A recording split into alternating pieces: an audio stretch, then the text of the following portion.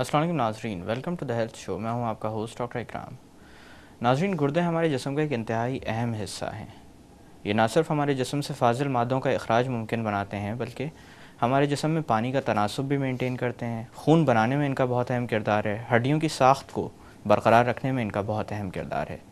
اللہ نے انسان کو 2 گردوں سے نوازا ہے۔ ایک گردہ اگر مکمل طور پر کام کرنا بند بھی کر دے تو دوسرا گردہ اس کے حصے کا کام کسی حد تک اپنے اوپر لے لیتا ہے۔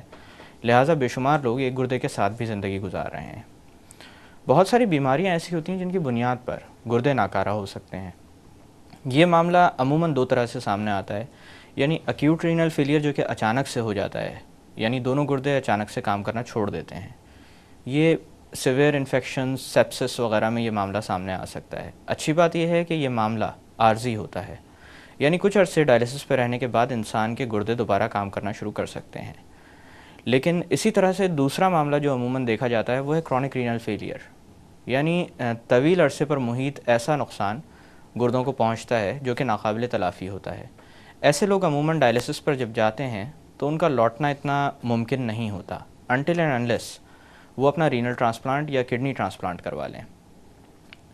ان مریضوں میں ان کی بیماری کو کنٹرول کرنے کے معاملے میں غذا بہت زیادہ اہمیت کی حامل ہے، کیونکہ انسانی جسم میں جو فاضل مادے بن رہے ہوتے ہیں ان کی کنسنٹریشن بلٹ اپ ہو رہی ہوتی ہے۔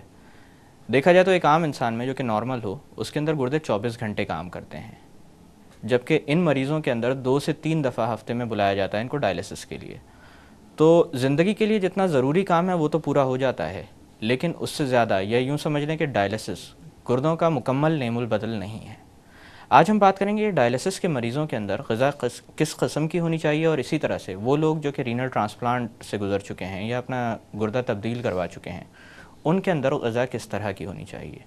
آج کے اس موضوع پر روشنی ڈالنے کے لیے بطور مہمان ہمارے ساتھ موجود ہیں مس فائزہ، جو کہ کلینکل ڈائٹیشین ہیں جن کا تعلق کڈنی سینٹر سے ہے۔ اس کے علاوہ وائس پریزیڈنٹ بھی ہیں پاکستان نیوٹریشن اینڈ ڈائٹیٹک سوسائٹی کی۔ آئیے ان سے بات کرتے ہیں۔ السلام علیکم مس فائزہ، کیسی ہیں آپ؟ السلام علیکم، جی ٹھیک ٹھاک۔ سب سے پہلے تو آپ کا بہت بہت شکریہ کہ آج اس اہم موضوع پر بات کرنے کے لیے آپ ہمارے پروگرام میں تشریف لائیں۔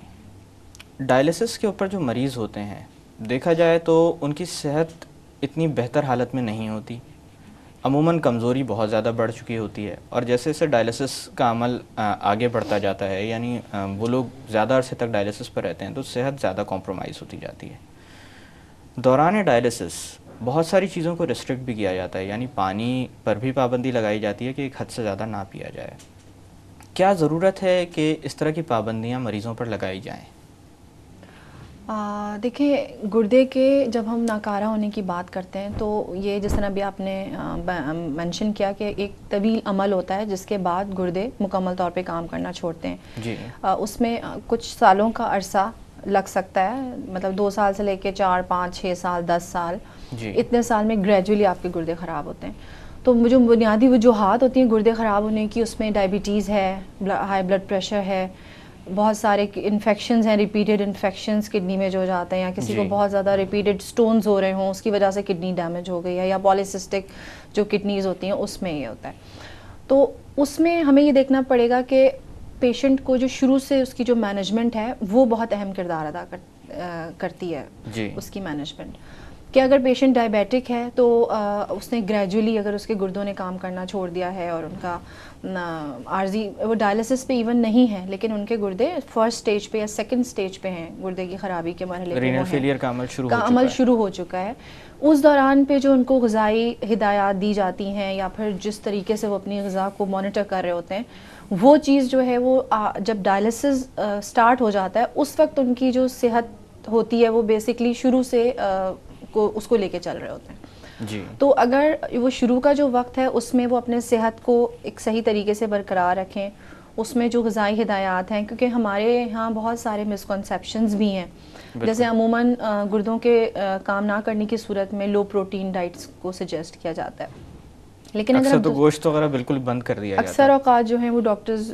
کے پاس لوگ جاتے ہیں، پرائمری کیئر فزیشنز، وہ اکثر اوقات جو ہے گوشت کا استعمال، انڈے کا استعمال، پروٹین انٹیک ان کا کم کرنے، اگر ان کو ایون کم کرنے کا بھی کہا جاتا ہے تو مریضوں کا کانسیپٹ یہ ہوتا ہے کہ کم کرنے سے مراد ہے آپ ہفتے میں 1 دفعہ لینا شروع کر دیتے ہیں، اگر وہ 2 بار لے رہے ہیں یا 3 بار لے رہے ہیں تو ہفتے میں 1 بار لینا شروع کر دیتے ہیں۔ جس کی وجہ سے ان کا جو امیونٹی ہے, جو ان کا باڈی کا جو ایک سسٹم ہے وہ بڑا کمپرومائز ہوتا ہے, کیونکہ کانسٹنٹ کیونکہ ہماری جو جسم کی جو غذائی ضرورت ہوتی ہے وہ ڈیلی بیسس پہ ہوتی ہے. جو پروٹین ریکوائرمنٹ ہے وہ ڈیلی بیسس کی ریکوائرمنٹ ہے. تو اگر اس کو وہ ونس اے ویک کر دیتے ہیں, اور پھر اس کے ساتھ ساتھ اور بھی بہت سارے سمٹمز ہوتے ہیں جو کہ گردے کے جو سٹیجز ہوتے ہیں بیماری کے, اس کے ساتھ ساتھ وہ بڑھتے رہتے ہیں, جیسے بھوک کا نہ لگنا, یہ ایک کامن وہ ہے علامات ہوتی ہے. اسی طرح جو ہے ان کو نوزیا, وامٹنگ اور اس طرح کی متلی الٹی والی شکایات ہو سکتی ہیں. اس کی وجہ سے بھی بھوک متاثر ہوتی ہے اور کھانے پینے کا ان کا جو انٹیک ہے وہ متاثر ہوتا ہے. جی اچھا مس فائزہ, جیسے آپ نے بتایا کہ زیادہ تر لوگوں میں کیونکہ بہت سارے بڑی شرح لوگوں کی وہ ہے جن کو ڈائبٹیز یا بلڈ پریشر کا مرض لاحق ہے, اور انہی مریضوں میں رینل فیلئر کا عمل سامنے آنے کے امکانات بہت زیادہ ہوتے ہیں.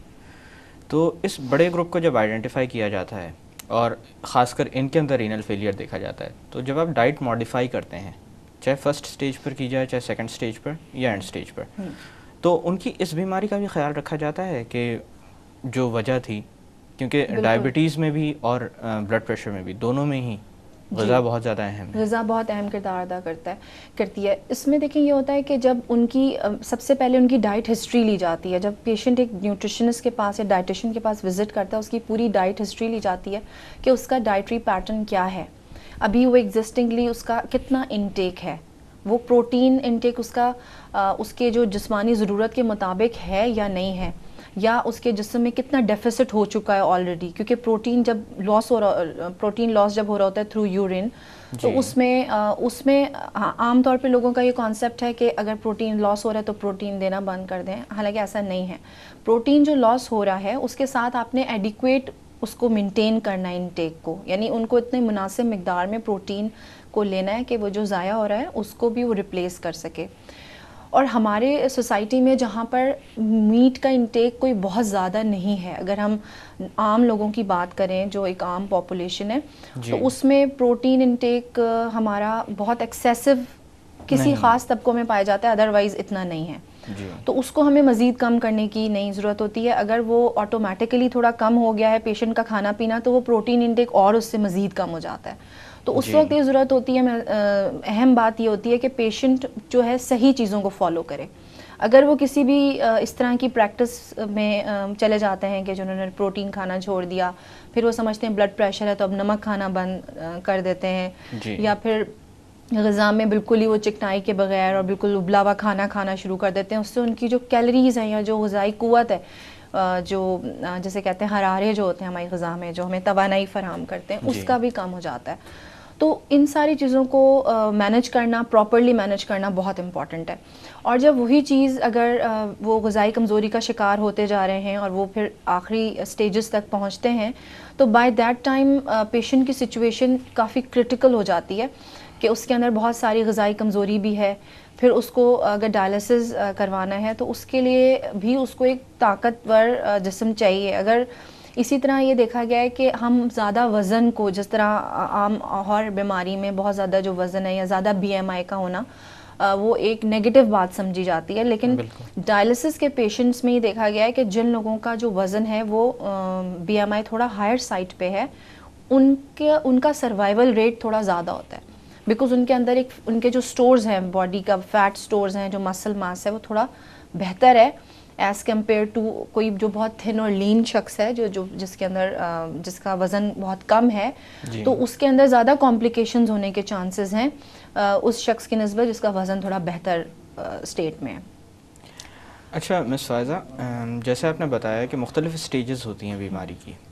اگر ہم بات کریں کہ ایسے مریض کی جو ابھی ڈائلسس پر نہیں گیا, یعنی گردوں کو ہونے والا نقصان 10% یا 20% اتنا ہے, اور اسی طرح سے کمپیئر کیا جائے جب یہ مریض ڈائلسس پر جائے گا, تو کس طرح کی تبدیلیاں رونما ہوتی ہیں؟ کیا پابندیاں جو لگائی جاتی ہیں ان میں کوئی تبدیلی لائی جاتی ہے؟ کیونکہ اکثر و بیشتر میں نے دیکھا ہے کہ مریض اس بات کو لے کر بڑا متنفر ہوئے ہوتے ہیں کہ ڈاکٹر نے مجھے تو یہ چیز کھانے سے منع کیا جبکہ تمہیں یہ چیز کھانے کو کہا ہے. اس میں ایسا ہوتا ہے کہ اکثر پیشنٹس کے جو بلڈ کا پوٹاشیم لیولز ہیں جو ان کے وہ بڑھ جاتے ہیں, یا سم ٹائمز کچھ لوگوں کے فاسفورس لیولز جو ہیں وہ بڑھ جاتے ہیں، کیونکہ ظاہر ہے کیلشیم فاسفورس کا جو بیلنس ہے وہ گردے کی خرابی کی وجہ سے متاثر ہوا ہوتا ہے. تو اس صورت میں وہ پیشنٹ ٹو پیشنٹ ویری کرتا ہے. اگر پیشنٹ کو ہائپر کلیمیا یا بلڈ میں پوٹیشیم کی مقدار زیادہ دیکھی جاتی ہے تو اس صورت میں ان کو کچھ ایسی غذاؤں کو کھانے سے منع کیا جاتا ہے جن میں پوٹیشیم زیادہ ہوتا ہے. جیسے یہ دیکھا گیا ہے کہ ڈائبٹیز کے جو مریض ہیں ان میں کچھ کھانے بہت اچھے سمجھے جاتے ہیں کہ شوگر میں بہت فائدہ دیں گے، جس طرح جامن کا استعمال ہے، کریلا ہے، اسی طرح چنوں کا استعمال ہے، چھولے، لوبیا، یہ سب بہت اچھے کھانے ہیں شوگر کے حساب سے جو لوگوں کو ڈائبٹیز ہے. لیکن اگر وہ کڈنی پرابلم کا شکار ہیں تو ان چیزوں کا زیادہ استعمال ان کے پھر بلڈ میں پوٹیشیم لیولز کو بہت زیادہ بڑھا دے گا. تو اس طرح اگر کسی پیشنٹ کا پوٹیشیم نارمل رہتا ہے تو پھر ہو سکتا ہے اس کو یہ والی جو پرہیز ہیں وہ نہ بتائے جائیں. اسی طرح اگر فاسفورس کسی کا بلڈ لیولز فاسفورس زیادہ ہوا ہے تو اس کے حساب سے اس کو کچھ ریسٹرکشنز بتائی جاتی ہیں. لیکن اگین اس میں بہت کیئرفل رہنے کی ضرورت ہوتی ہے کیونکہ فاسفورس عموماً ان تمام غذاؤں میں پایا جاتا ہے جس میں پروٹینز ہوتے ہیں، یعنی جیسے گوشت ہے، دودھ سے بنی اشیاء ہیں، یا ایون دالیں ہیں. تو ان سب چیزوں میں جن میں پروٹین ہے وہاں فاسفورس ہے. تو اگر ہم نے فاسفورس کو بہت زیادہ ریسٹرکشن کر دی تو پھر یہ چانسز ہیں کہ پروٹین کی بھی کمی واقع ہو جائے. تو اس لیے بہت سلیکٹیو ہونا پڑتا ہے اور بہت طریقے سے جو ہے ریسٹرکشن لگانے میں بھی ہم نے پیشنٹ کو ایک اس کا آلٹرنیٹیو ضرور بتانا ہوتا ہے. ایسا نہ ہو کہ وہ ایک کمپلیٹلی چیزوں کو اوائڈ کرے اور پھر اس کے اندر مزید کوئی اور چیز کی ڈیفیشینسی ڈیولپ ہو جائے. تو اسی لیے یہ پیشنٹ ٹو پیشنٹ ویری کرتا ہے. یہاں پر تھوڑی دیر کے لیے باتوں کا سلسلہ روکتے ہیں. ناظرین وقت ایک چھوٹی سی کمرشل بریک کا. بریک سے واپس آ کر رینل فیلئر کے پیشنٹس میں غذا کیسی رکھی جائے اس کے بارے میں مزید بات کی جائے گی. Stay with us.